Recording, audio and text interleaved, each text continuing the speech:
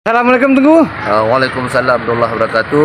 Coba sebutkan Tengku apa yang perlu kita usahakan. Alhamdulillah dengan semua takdir daripada Allah SWT, perantaraan daripada Bapak Zul ini, tempat kami ini alhamdulillah dah siap segini rupa. Jadi sekarang lagi kami pembebasan tanah yang di sana itu lebih kurang itu alhamdulillah RM300,000 lagi yang kami perlukan.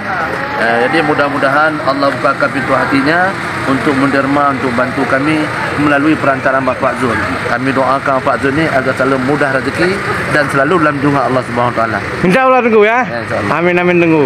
Saya setinggi-tinggi langit, sebanyak-banyak bintang yang bertabur di langit, yaitu kepada saudara pemandu pelancong, yakni Bapak Zulkifli.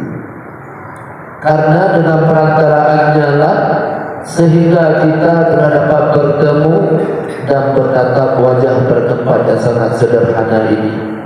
Jadi penghormatan saya kepada Pak Zul setinggi-tinggi langit, sebanyak-banyak bintang yang bertabur di langit.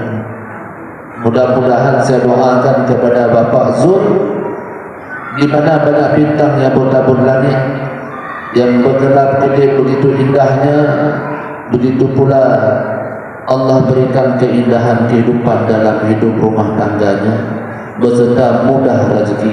Amin ya rabbal alamin. Itu Daya Alpukon Serambi Malaysia.